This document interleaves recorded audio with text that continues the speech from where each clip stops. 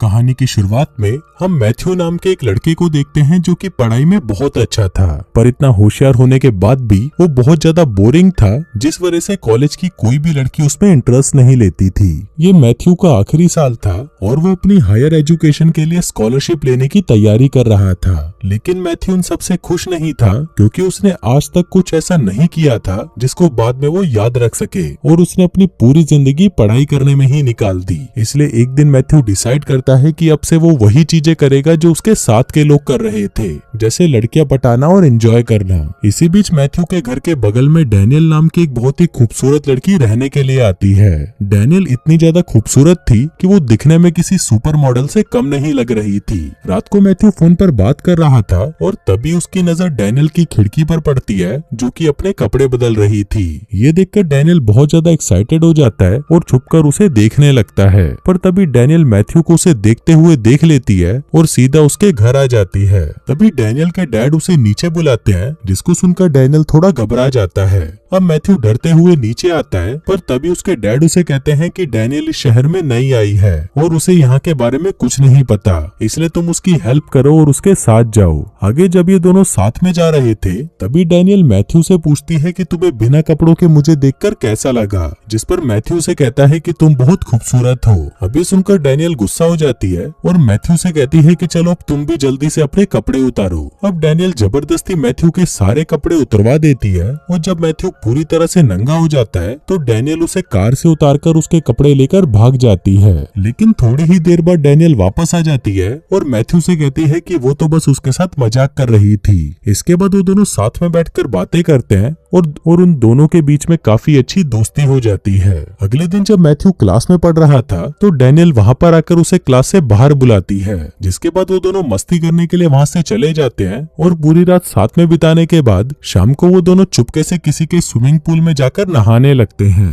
फिर वो दोनों वहाँ पर किस करने वाले थे, पर तभी मैथ्यू को रियलाइज होता है कि ये पूल उसके प्रिंसिपल का है, इसलिए वो तुरंत वहाँ से भाग जाते हैं। इसके बाद ये दोनों मैथ्यू के फ्रेंड की एक पार्टी में जाते हैं, जहाँ पर डैनियल को देखते ही मैथ्यू के सारे दोस्त भौंकला जाते हैं और वो डैनियल को इम्प्रेस करने की कोशिश में लग जाते हैं। लेकिन इस बार मैथ्यू डिसाइड कर चुका था कि डैनियल को गर्लफ्रेंड तो वही बनाएगा, इसलिए वो तभी डैनियल के पास जाता है और सबके सामने उसे किस कर लेता है। अब डैनियल को किस करने के बाद से मैथ्यू को ऐसा फील हो रहा था कि पूरे स्कूल का प्ले बॉय तो वो ही है। लेकिन तभी उसके पास उसका एक दोस्त आता है और उसे कहता है कि भाई जिसे तू मिया कुमारी समझ रहा है वो असल में मिया खलीफा है, और इसकी वीडियोस देखकर लोग अपनी ठरक मिटाते हैं। अभी सुनते ही मैथ्यू का दिल टूट जाता है और वो निराश होकर वहाँ से जाने लगता है, पर तभी उसका दोस्त उसे कहता है कि अगर ये कोई एडल्ट स्टार है तो क्या हुआ, तुझे तो इस चीज का फायदा उठाना चाहिए और तू जो चाहे उसके साथ वो कर सकता है। अभी सुनकर मैथ्यू सीधा डैनियल के पास जाता है, जो कि उसकी माँ के साथ बैठकर उसकी बचपन की फोटोज देख रही थी। यहाँ पर मैथ्यू डैनियल को कहता है कि आओ तुम्हें मैं तारों के शहर ले चलता हूँ, जिसके बाद वो दोनों साथ में ओयो जाते हैं, जहाँ पर मैथ्यू डैनियल को उसके कपड़े उतारने को कहता है। अब डैनियल समझ चुकी थी कि मैथ्यू उससे क्या चाहता है, जिस पर डैनियल उसे कहती है कि तुम मुझे गलत समझ रहे हो, मैं तो ये सब काम करना कब से छोड़ चुकी हूँ। पहले तो मैं किसी के साथ भी इंटीमेट हो जाया करती थी, लेकिन अब मैं वैसा कुछ नहीं करती।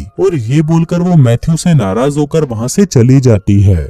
फिर अगले दिन मैथ्यू बिना नहाए डैनियल से माफी मांगने उसके पास जाता है, लेकिन इसी दौरान वहाँ पर उसे एक और आदमी मिलता है जिसका नाम कैली था। फिर मैथ्यू कैली से पूछता है कि तुम डैनियल को कैसे जानते हो, जिस पर कैली उसे कहता है कि मैं डैनियल का प्रोड्यूसर हूँ और इसके साथ ही उसका एक्स बॉयफ्रेंड भी हूँ। फिर अगले दिन मैथ्यू जब कॉलेज जा रहा था तो वो देखता है कि वहाँ पर कैली लड़कियों के साथ फ्लर्ट कर रहा है। तभी कैली वहाँ पर मैथ्यू को देखता है और उन लड़कियों के सामने वो मैथ्यू की तारीफ करने लगता है। इसके बाद मैथ्यू कैली के साथ बैंक जाता है, जहाँ पर वो उनको बताता है कि कैली एक स्टूडेंट एडवाइजर है। दूसरी तरफ हम डैनियल को देखते हैं, जिसे अपने आप में ही गिल्टी फील हो रहा था कि वो कभी भी बदल नहीं सकती और न ही कभी एक नॉर्मल लाइफ जी सकती है, इसलिए वो कैली के पास वापस लॉस वेगस चली जाती है। अब यहाँ पर मैथ्यू भी डैनियल से प्यार करने लगा था, इसलिए वो डिसाइड करता है कि वो डैनियल को वापस लेकर आएगा और इसके साथ ही वो अपने दोस्तों के साथ लॉस वेगस के लिए निकल पड़ता है। वहाँ पहुंचकर मैथ्यू देखता है कि डैनियल बिना कपड़ों के ही सबके सामने डांस कर रही थी। थी। वो उसे समझाता है कि तुम्हें ये सब करने की कोई जरूरत नहीं है,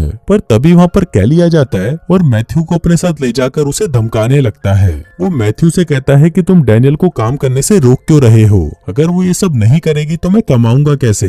अब कैली के इतना धमकाने के बाद भी मैथ्यू वापस डैनियल के पास जाता है और उसे समझाता है कि तुम्हें ये सब नहीं करना चाहिए क्योंकि तुम इससे बेटर लाइफ डिजर्व करती हो।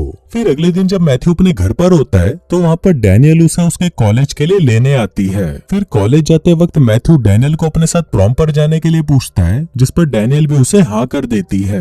हम देखते हैं कि आज मैथ्यू के लिए बहुत ही इम्पोर्टेंट दिन था, क्योंकि अगर आज उसने अपने स्कॉलरशिप के एग्जाम को पास कर लिया तो वो हायर स्टडीज के लिए एक बड़े कॉलेज जा सकता है। पर तभी एग्जाम के दौरान कैली वहाँ पर आता है और वो मैथ्यू को उठाकर वहाँ से ले जाता है, क्योंकि मैथ्यू ने डैनियल को वहाँ से भगाकर उसका नुकसान करवा दिया था।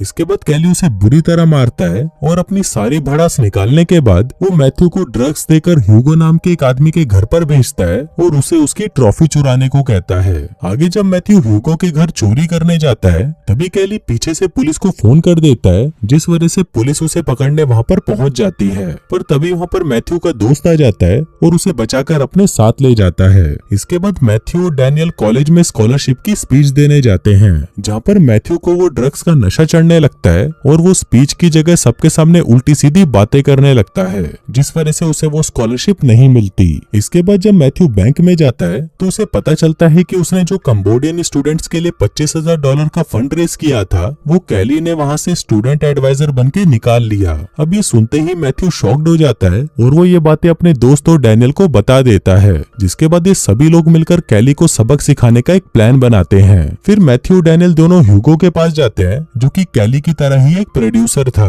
यहाँ पर मैथ्यू ह्यूगो को सारी बातें बताता है और उसकी ट्रॉफी भी उसे वापस कर देता है। फिर वो ह्यूगो से कहता है कि अगर आप हमें $25,000 दोगे तो हम आपको दुनिया की सबसे बेस्ट वीडियो बनाकर देंगे। अभी सुनते ही ह्यूगो खुश हो जाता है और वो उनको पैसे देने के लिए राजी हो जाता है। अब सभी लोग मिलकर वीडियो बनाने में लग जाते हैं, जहाँ पर डैनियल भी अपने कुछ पुराने दोस्तों को बुला लेती है, जो कि उसी की तरह एक एडल्ट स्टार थे।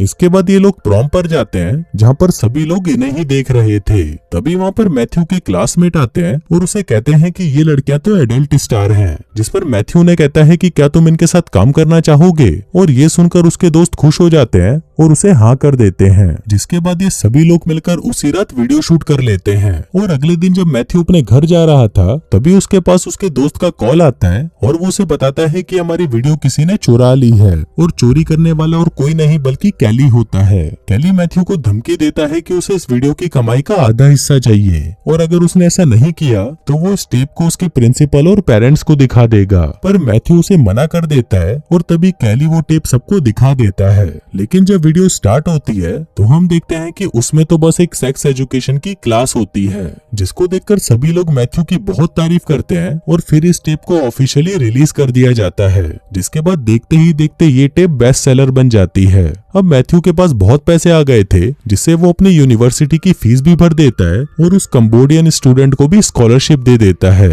फिर मैथ्यू बाकी के बचे हुए पैसों से अपने लिए एक गाड़ी खरीदता है और वो कैली को भी एक एक्सपेंसिव गिफ्ट देता है, जिससे उन दोनों के बीच में दोस्ती हो जाती है। लास्ट में हम देखते हैं कि मैथ्यू और डैनियल भी साथ में खुशी खुशी रहने लगते हैं। और दोस्तों, इसी के साथ ही ये कहानी यहीं खत्म हो जाती है।